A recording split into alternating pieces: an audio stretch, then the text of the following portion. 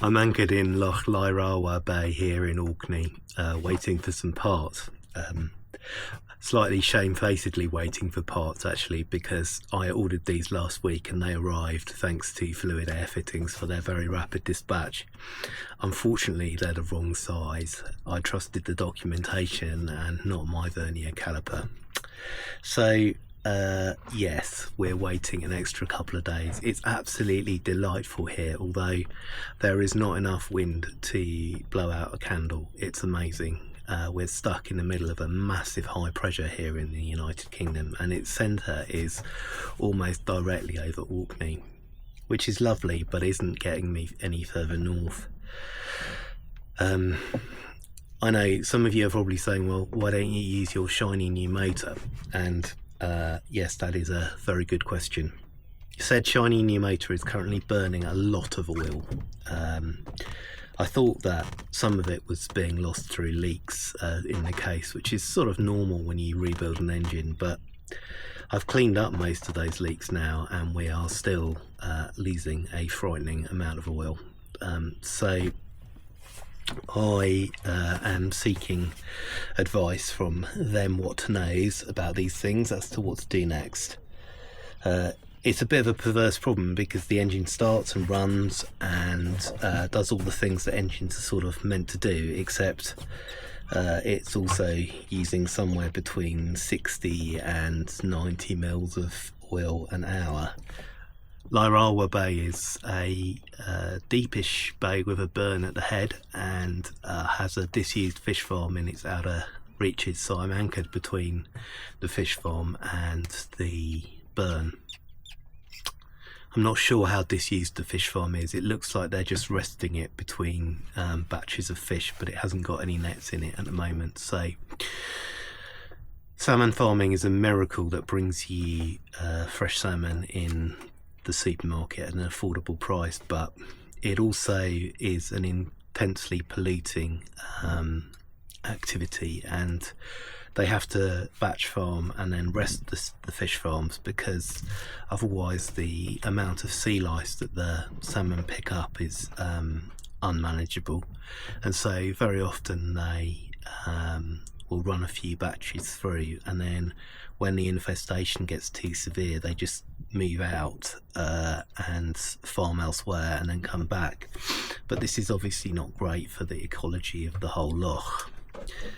At the moment, the abandoned fish farm is hosting a tern colony, common tern colony, who are roosting on it in splendid isolation on this sort of series of artificial islands. So I'm sure they're very happy. Trilleen's very happy here, and the new solar panel is helping me stay energy independent, which is great.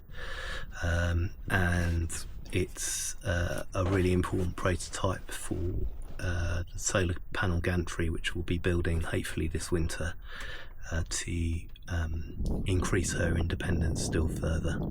I'm still anchored in Lyrawa Bay in Orkney, and my plan is to move to Bay of Hton again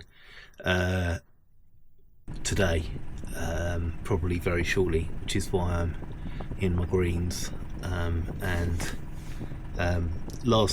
Yesterday it was quite foggy, and today it's low cloud. There's a little bit of mizzle. This is very typical for the sort of middle of a high pressure here in the northern latitudes. The reason I'm moving is because there's a threat of a northerly coming in, and this anchorage is more open to the north than I might like. It's also an opportunity to test the engine after I had cleaned its breather valve. The Bay of Hton is a delightful anchorage, but the high-speed pax boat between the oil terminal at Flotter and the mainland kicks up a massive wash.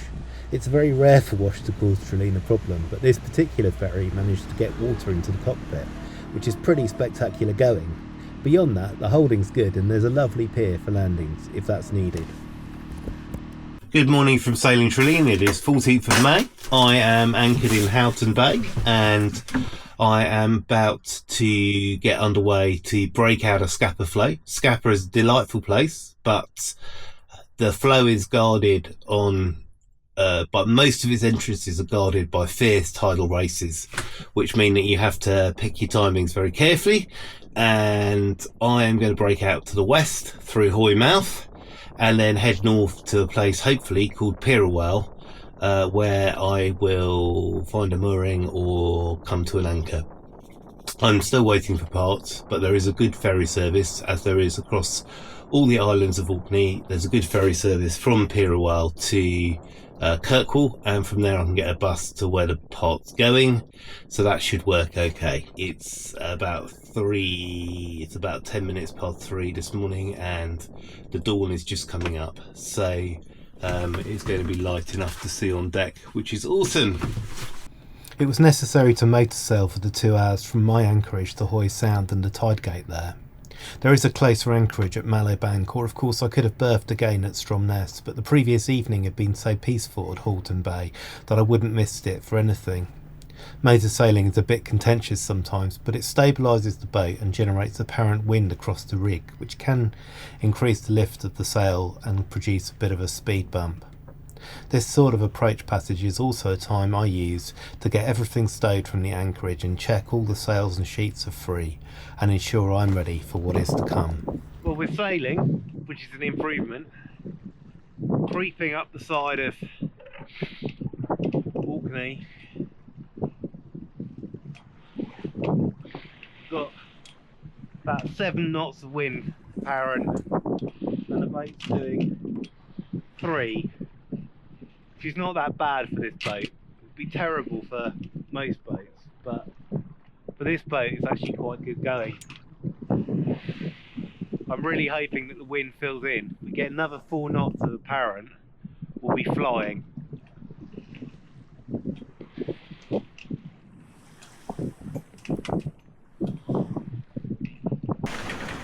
Trilleen is going like a train to windward, which is nice.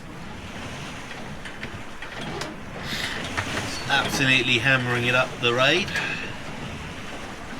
Not sure how much longer the wind will last, but for now it's great. We've got apparent wind of 14 or 15 knots, which is exactly what the boat wants when she's going to windward under full sail, so that's great. Sea state's still pretty flat, so we're not getting stopped by the waves, which is nice. And 12 miles or so, we'll turn right, so to speak, tack across the wind, and then hopefully that'll lay us straight into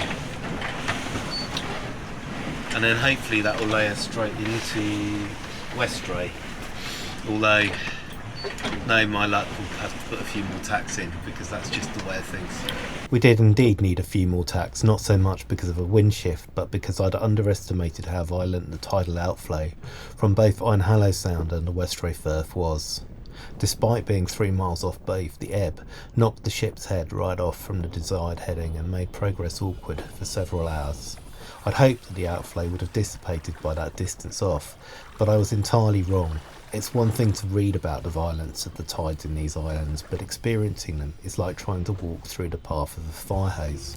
The run into the north side of Westray is, for the west coast of Scotland, shockingly shallow, and I was concentrating pretty hard to ensure that Trilleen stayed bang on track in the substantial tidal current and avoided the several fish farm, crab and fishing boats which were buzzing around. It took a few hours and I didn't film because seafaring has to take priority over filming, but in due course I came to a single anchor off Gill Pier in 6 to 7 metres of water. The bay off Gill Pier has really good holding, and I relaxed while the busy fish farm boats buzzed in and out servicing Westray's live crab export business, and settled down to cook up a good feed after a long day on the water.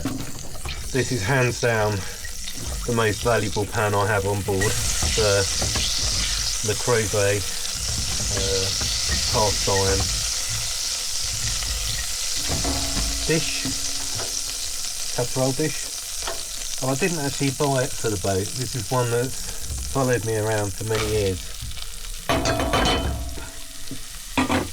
But it's a simply awesome dish, casserole for almost everything, and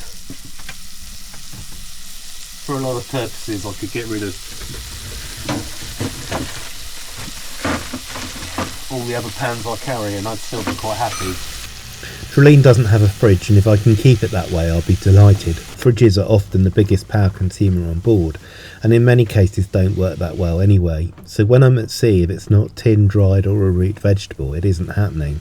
That doesn't mean I don't live well, but it does mean that there are lots of lentils and beans of various sorts that get parlayed into entirely inauthentic curries, stews and dals. At sea, things are often a bit more basic, and it might be tinned sardines and some sort of carbohydrate, but in port, and under gentle conditions, I eat pretty well. I found myself on Westray, not waiting on the tide this time, but for a wind window to sail to Shetland. This, the westernmost of Orkney's Northern Isles, is a remarkable place where time carries a different kind of weight. The land here is littered with stories, scattered like sea-worn stones by wind, weather and the passing of the centuries. Let's begin with something very small in the gem of an exhibition centre at the Westray Heritage Trust, just by the Pierowall Hotel. The Westray wifey, a Neolithic figurine no bigger than a matchbox, was unearthed in the dunes at Notland in 2009. The carving is over 5,000 years old and yet somehow feels startlingly modern in its simplicity of form. There's something unmistakably human about the figure, a soft elliptical head atop a trapezoid body carved from fine-grained pink sandstone. It's hard to make out in this footage, but looking closely there are eyes and etched markings, intentional lines on the body.